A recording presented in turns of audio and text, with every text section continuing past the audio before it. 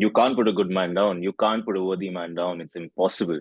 And you shouldn't also Absolutely. try to. You should be proud of what you have. We should be proud of people like Shahrukh Khan as a country, as people, as citizens of this country. And I'm really happy that people are realizing the importance of having a figure like that in a country. For all film related interviews, reviews, and content, please like and subscribe to Puja Talwar. You can also follow me on Twitter and on Instagram. Hello, Ritwik. Good to see you. So, how's it been going since our last meeting? Because we made it in the last 2 years. I think it's become routine for us to catch up only on Zoom. So, Yes. how's it going? So far, so good. And honestly, it really makes me happy to see you every time there's a release of mine and I get to have a conversation with you. It just reminds me the joy of a release. I don't know. It has something to do with you, your voice, your name. So I'm just really glad that So we're sweet. beginning with you. You are my official cheerleader. I just wish I had more people like you. But thank you so much. It means a lot. And honestly, yeah, from Bandish Bandit to Jehanabad, how's it been? How has the last 2 years been for Ritwik? I want to know. I mean, what's changed? Oh my God. What hasn't? A lot actually, honestly. I don't know. I remember initially when you had asked me after Bandish had released that, after my first show had released that, has anything changed for you yet? And I had said no, nothing really. And I continued saying that for a very long time till I actually realized that the past 2 years have been extremely joyful and honestly, I think I'm walking out. I'm sounding like a New Year resolution person, but I honestly, I've walked out of the last year and walked into this year with so much joy and with my heart filled with so much love, honestly, because I feel like number of people who've appreciated me, who've given me work, who've had expectations of me, have really turned me into a person who believes that he can do more. So I'm a stronger believer now. I'm a stronger person now, and if not anything else, I'm a happier person since Bandisha release. So yeah. That's what matters. And I have been seeing your career graph. Your the characters that you become synonymous of with those Mr. Reliable. He's like the guy you can count on. The guy you take home to mama. So are you really that person? I would like to believe so. I don't know if my family or friends would say otherwise, but I would really like to believe that I am that person. I would like to believe that I'm a reliable guy. But if not anything else, I just know from deep down in my heart, I know I'm a very emotional person and I get extremely attached to people, to my work. And which is not a negative thing, not for me at least. Like I do feel that some sort of attachment does bring a lot of emotional rush within a human being, and I, as an actor, truly need it. So I think everything boils down to what helps me as an actor. But at the end of the day, I'm a happy person. So yes. True, because I mean I have seen Bandish ho gaya, Majama ho gaya. There was Modern Love and now Jahanabad. It's just that the characters you portray are like, yeah, I can depend on him. He's Mr. Dependable. So let's talk about Jahanabad first. It's the classic. It happens in small towns. Love versus evolution, casteism. Then you have that teacher who tries to, the ideologies and everything. There's lots happening in that show. So coming into this show, what were your reasons to actually say yes and playing this character that you have done? Very honestly, I was approached by Studio Next, who I had worked with before. I had done Whistleblower with them, and they said that they have a very interesting script and they would like me to test for it. So I tested for it, and then I read the entire script, and I must confess that it's one of the best. I know it's a show, but in my head, when I read it, I think it's one of the best films I've seen in a very long time. It's a fantastic. I remember talking to Rajiv Banwal, our director, our writer. He created the show. He wrote the show. I remember talking to him and I read the entire script and I met him and I said, "So I think you've really cracked good Bollywood."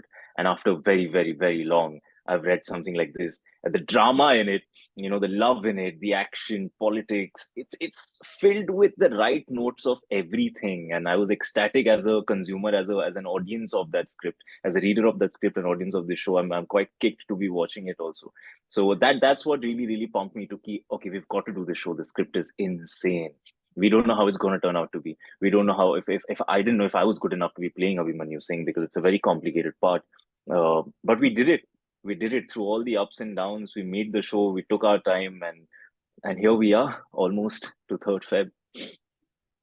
And you've got the accent bang on. Was that like a hard prep or was that easy? Thank you. Oh my God, that was really stressing me out. Thank you. Thank you. I was really hoping nobody would point out saying कि ये क्या बात होती है यार, सिर्फ हम बोलने से थोड़ी हो जाएगा. But thank God. And we really had to like go through how exactly Abhimanyu would speak, because one, it's the story is placed in a small city called Jehanabad in Bihar.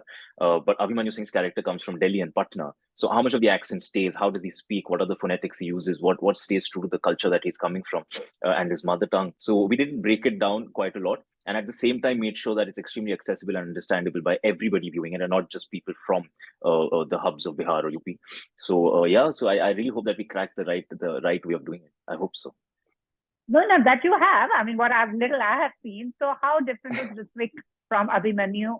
Or did you find shades of yourself in him or no? Not at all. I had to fully. This is the first character where I just couldn't bring anything from Ritwik to Abhimanyu. Absolutely nothing except for Wow. my face and my body. And there was nothing that I could bring on the table. I had to just keep adapting from the script and understand this person. I started reading a lot of books about the society and politics that the show talks about. I spent a lot of time of my prep in Kolkata, which is like hometown for me. But also I spent time there because I wanted to understand the culture of politics and ideologies that the youth is going through right now, and what it was like in the early 2000s where the story is set. So I had to put in a lot of work in the show, a lot of work, and I really hope the results also garner up to the same thing. But yeah, no, there was everything was crafted and meticulously like placed together for Abhimanyu Singh. No, one can see that. Also, tell me, what is the misconception you think people have about actors? You जो जनता है, वो तो आपको पता है ना, आजकल हमारे देश में सब क्रिटिक्स हैं, सब अपना ओपिनियन देते हैं without even seeing what that person's gone through. I understand with the work. I mean, I'm not an actor, but I've interviewed actors that see the anxiety, the stress, the release of a film. What do you feel is one misconception of actors that people have that you really want to demystify? Because उनको लगता है क्या ये खड़ा हो गया, set पे चला गया, मेकअप हो गया, लाइनें पढ़ ली, आ गया. But यही है, इतना ही है काम. No, very honestly, jokes apart, I've not come across misconceptions that people have had about me so far, but actors in general, I've heard a lot of things, of course, read a lot of things as an audience, as a fan of movies myself, have had opinions myself about other actors. But now that I'm professionally acting myself, I absolutely have zero opinions about anybody else, because I know how difficult it is. I know what people go through. I know what it's like to be in the showbiz, have a personal life, manage your finances, and figure out how you get into character, spend time with your family, with your friends, and do everything all together. Because sometimes you're you and sometimes you're not. And what I mean by that is that you've got to cerebrally and physically invest into a character, and that does not mean that you lose yourself completely. Many people do. Actors like probably Daniel Day-Lewis lose themselves completely and turn into somebody else. But people who cannot achieve that, they're in a constant churn of who am I and who is this person. And sometimes even when the show is over, the project is over, that churn remains with you, and that can really take a toll on you. It did for me too after finishing shooting this show, because I just didn't know who I am. At one point, I just want to believe I'm Abhimanyu Singh, and I just want to believe in everything that he believes in, his ideals and everything.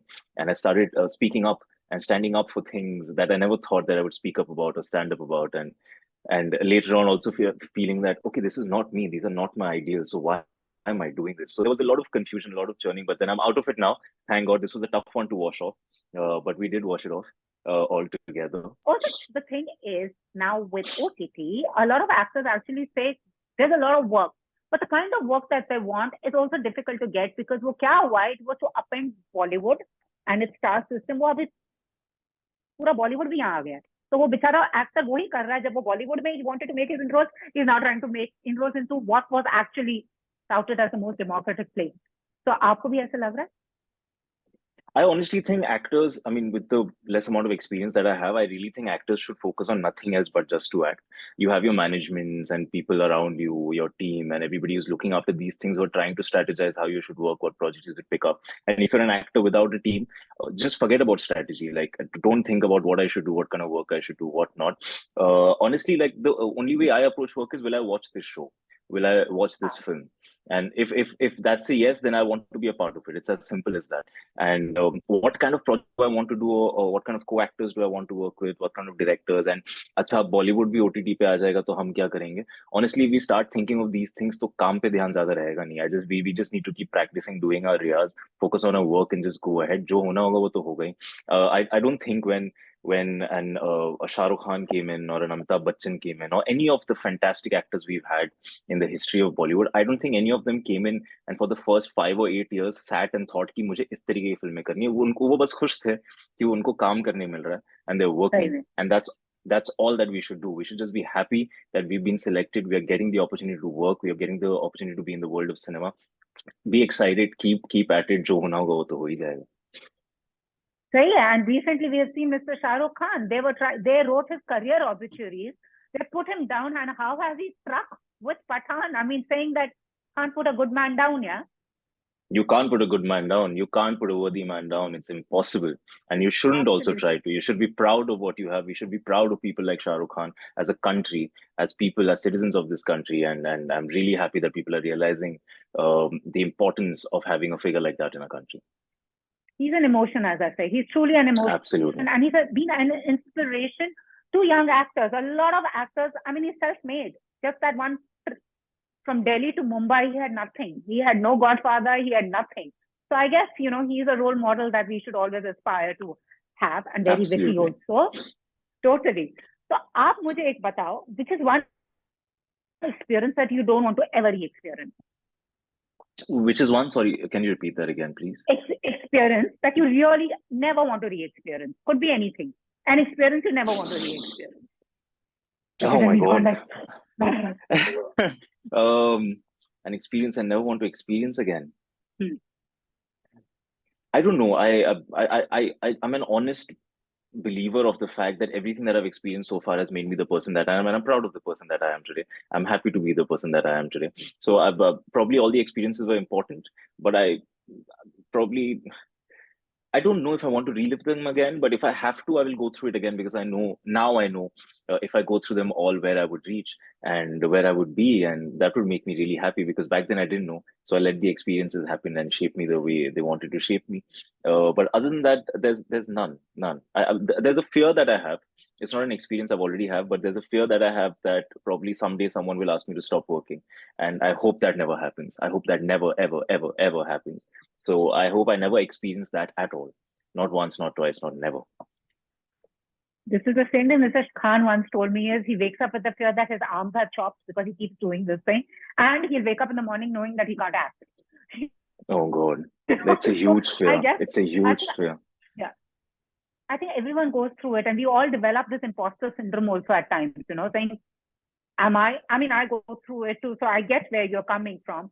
Suppose you were invisible. What is that one thing you would do? If I was invisible? Oh God, I've been working for the past 20 years to make sure I'm visible. I don't think I would want to be invisible. Awesome. What would you want to tell the Ritwik who, came into this industry, not knowing where he's headed to, but now he knows where he is? What would you want to tell that boy today if you were to meet him face to face? जो भी कर रहा है सही कर रहा है. Try and be happier through all of it. Oh man, interesting. I also now the standard question I ask you: how's the fan club going? कितने marriage proposals आए हैं DM में? I have to ask. No.